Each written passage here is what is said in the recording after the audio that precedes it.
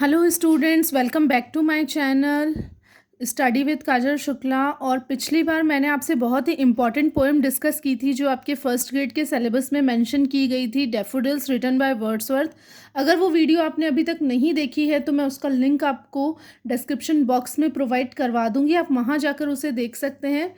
वो आपके लिए काफ़ी हेल्पफुल साबित रहेगी। और अगर अभी तक आपने मेरा चैनल सब्सक्राइब नहीं किया है तो प्लीज़ सब्सक्राइब करें, लाइक करें, कमेंट करें। आपकी कमेंट्स, आपके लाइक मुझे और भी अच्छी वीडियोस बनाने के लिए एनकरेज करेंगे। इसी क्रम में आगे बढ़ते हुए आज हम एक और इम्पॉर्टेंट पोएम डिस्कस करने जा रहे हैं, the dance of the eunuchs, written by Kamala Das. Kamala Das was an Indian English poet. इनका जन्म 31 मार्च 1934 को केरला में हुआ। इनकी डेथ 31 ऑफ मई 2009 में हुई। The most important thing about Kamala Das was her pen name, जिसे हम शुड नेम भी कहते हैं। ये 2 लैंग्वेजेस में लिखा करती थी, इन मलयालम एंड इन इंग्लिश। इन मलयालम में जब वो लिखती थी, हर शुड नेम वॉज माधवी कुट्टी। ऐसा माना जाता है हर मैटरनल ग्रैंड मदर नेम, जो कि इनकी नानी का नाम था।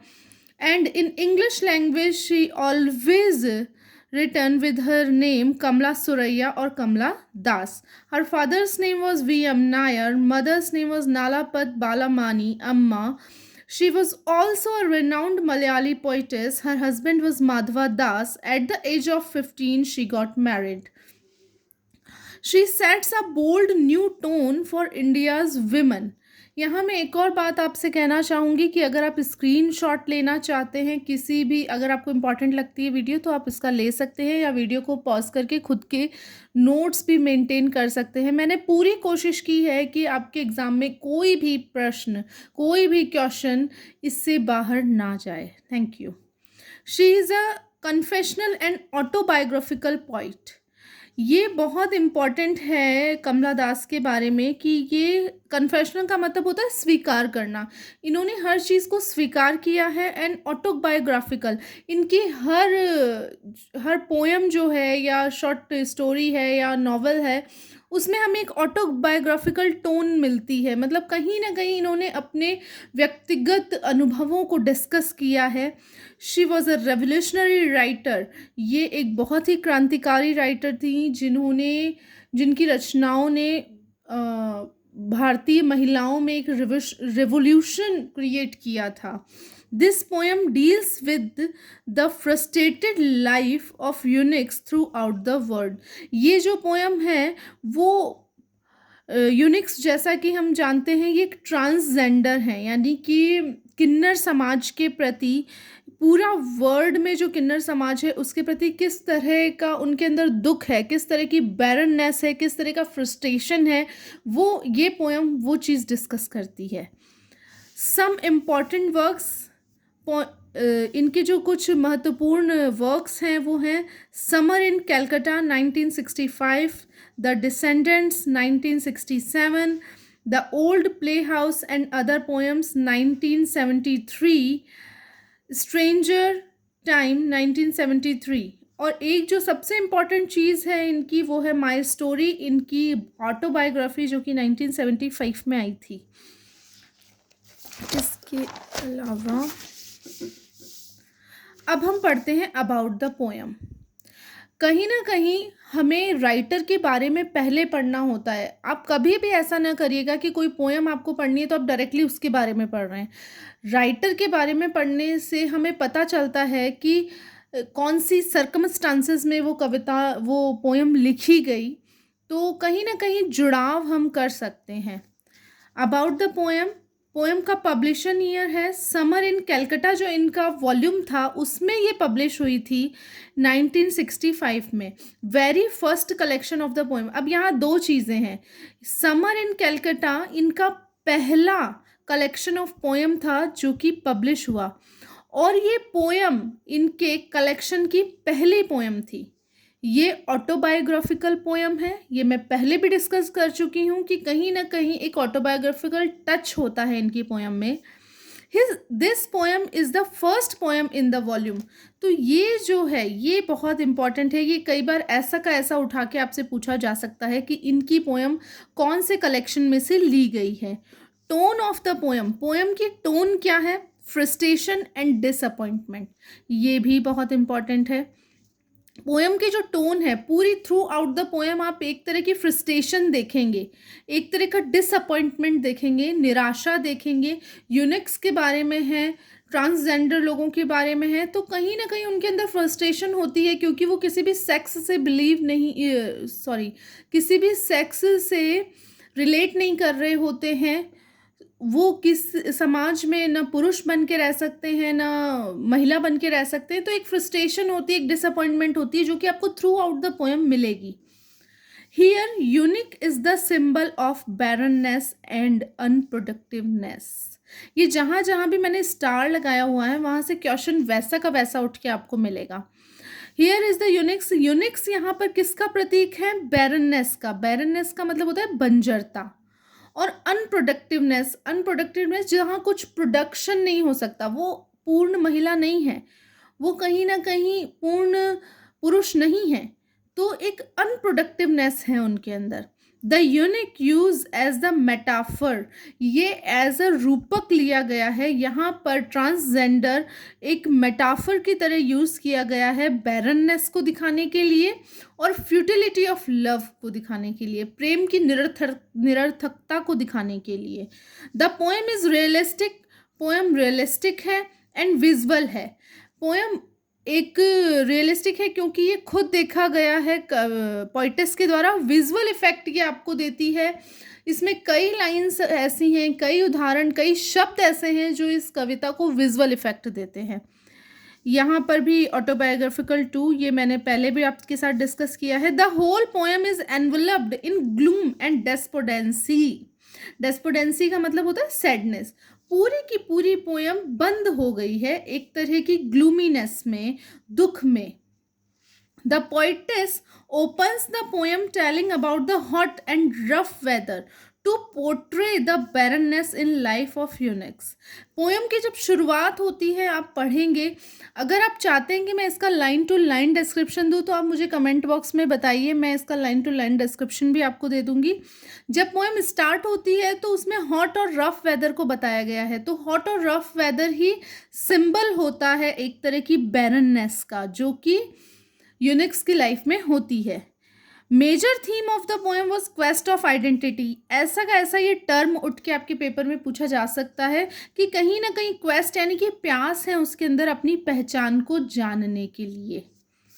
Unix songs are full of, अब मैं कुछ छोटे छोटे टर्म आपसे डिस्कस करूंगी जो कि आपके पेपर में 4 ऑप्शन में आ सकते हैं। बहुत इंपॉर्टेंट है, आप उसे याद करिएगा ही। Eunuchs songs are full of melancholy, eunuchs के सॉन्ग मेलंकली होते हैं। They tell of sad stories of lovers dying and children left unborn.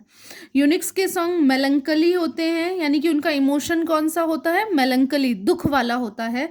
और उनके गीतों में क्या होते हैं? लवर्स डाइंग, प्रेमियों के मरने के गीत, और वो बच्चे जो जन्मे नहीं हैं उनके वो गीत गा रहे हैं। बहुत इंपॉर्टेंट है, जब मैंने ये पेपर दिया था फर्स्ट ग्रेड का तो ये प्रश्न आया था। What was made on the cheeks of eunuch? Unix के चीक्स पर क्या बने हुए हैं? ग्रीन टैटू बने हुए हैं।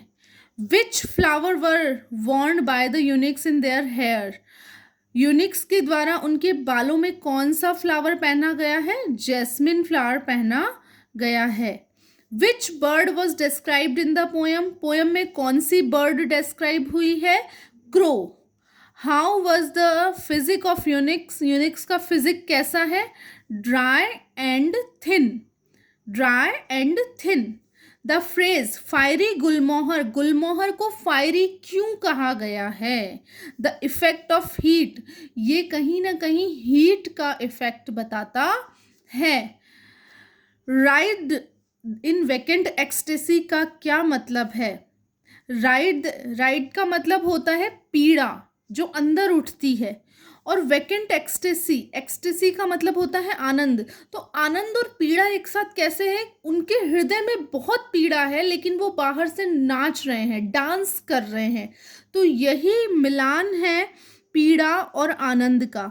The vacuum in their life and hollowness of their existence. Right in vacant ecstasy means पीड़ा और आनंद का मेल है कि वो दर्शाता है the vacuum in their life, कि उनकी लाइफ में किस तरह का वैक्यूम बन गया है, निर्वात बन गया है, एंड होलोनेस, और एक खोखलापन आ गया है उनके अस्तित्व में।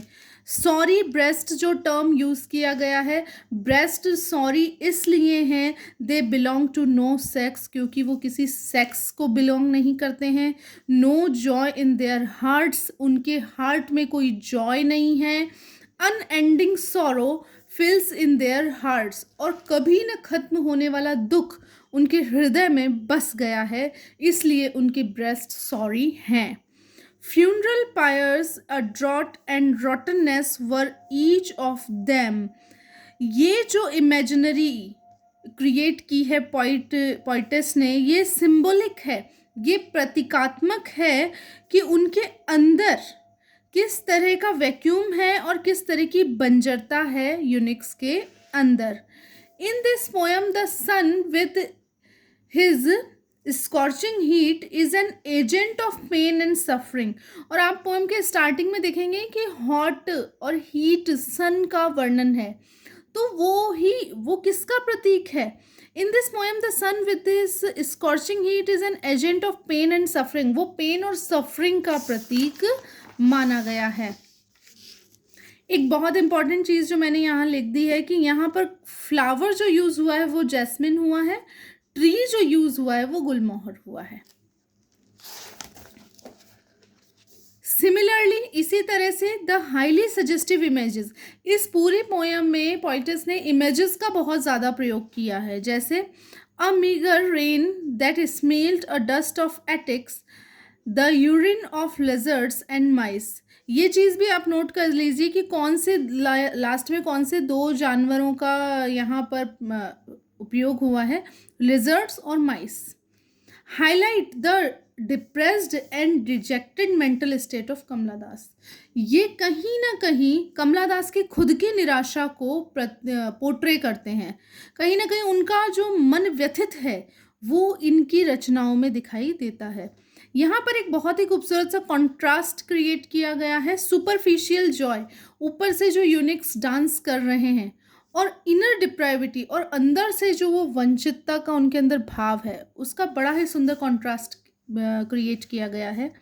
एक जो क्वेश्चन आ सकता है, देयर वॉइसेस वर हार्श, ये बहुत छोटे छोटे टर्म्स होते हैं कि जैस्मिन, गुलमोहर, उनकी वॉइस जो है वो हार्श है, लिजर्ड, माइस, लेकिन ये कहीं ना कहीं जब हम उस स्टूल पे बैठे होते हैं एग्जामिनेशन वाले पे, तो कहीं ना कहीं ये हमें बहुत कंफ्यूज कर देते हैं, तो आप इसको ज़रूर ही पढ़ के जाएं। पुअर क्रिएचर जो टर्म यूज़ किया गया है वो यूनिक्स के लिए है क्रिएचर, और ये एक तरह का मेटाफर यूज़ यहाँ पर किया है। एंड वेल्ड एंड राइट जो यूज़ किया गया है, डब्ल्यू और डब्ल्यू का रिपीटिशन हुआ है, तो यहाँ एलिटरेशन है। They were thin in limbs and dry like half burned log, तो लाइक का यहाँ पर यूज़ किया गया है, उनके अंग जो कि इतने पतले और सूखे हुए हैं जैसे कि जली हुई लकड़ियाँ, तो यहाँ पर सिमली यूज़ किया गया है।